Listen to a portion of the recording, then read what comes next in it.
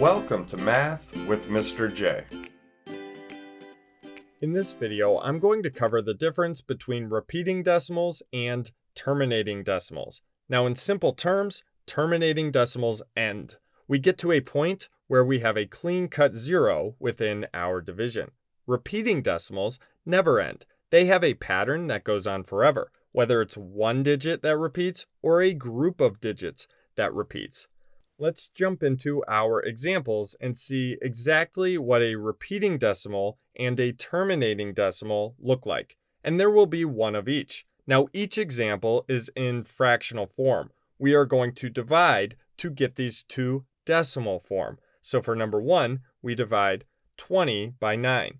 Always do the numerator, the top number, divided by the denominator, the bottom number. So again, 20 divided by 9. So let's set this one up. 20 divided by 9. And we will go through our division process here to see if this is repeating or terminating. 20 divided by 9, how many whole groups of 9 out of 20? Well, 2. 2 times 9 is 18. Subtract, we get 2. Now we want this in decimal form, so we place our decimal, bring it straight up, and use placeholder zeros to continue our division process. Remember, we're looking for a clean-cut zero here. That will tell us that we have a terminating decimal. A repeating decimal will continue on forever, and you'll see a pattern. So let's see what happens here. 20 divided by 9, well, that's 2. 2 times 9 is 18. Subtract, we get 2. So we need to continue on. We'll use another 0. Bring that down. So we have 20 divided by 9 again, which is 2. Let me extend this bar here. 2 times 9 is 18. And you'll probably notice a pattern. So 20 minus 18 is 2. We'll use another 0. And this pattern is going to continue on forever. So how many 9s out of 20? 2. 2 times 9, 18. I ran out of room there, but 20 minus 18 is 2.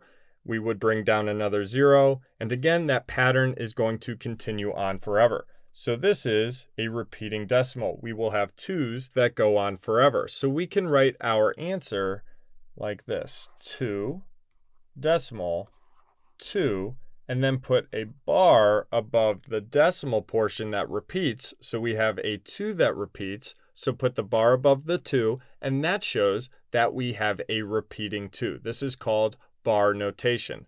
So our final answer, 2 and 2 repeating. Let's move on to number 2, where we have 3/8, or 3 divided by 8. Let's set this up. So 3 divided by 8. How many whole groups of 8 out of 3? Well, we can't do that, so we can put a 0 here. We want this in decimal form, so let's place it after the whole number and bring it straight up into our answer. We will use a placeholder 0 to continue through our division process. So 30 divided by 8. How many whole groups of 8 out of 30? Well, 3. That gets us to 24. 3 times 8, 24. Subtract, we get 6. So we did not get a clean-cut 0 yet, so we need to continue on. So let's put another 0.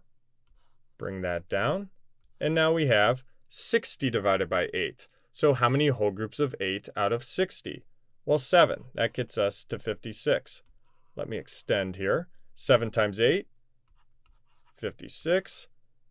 Subtract, we get 4. So we need to continue on. 0. Bring that down. And we have 40 divided by 8. And this is going to give us our 0. 40 divided by 8 is 5. 5 times 8, 40. 40 minus 40 gives us our clean-cut 0. So our final answer is 0.375, 375 thousandths.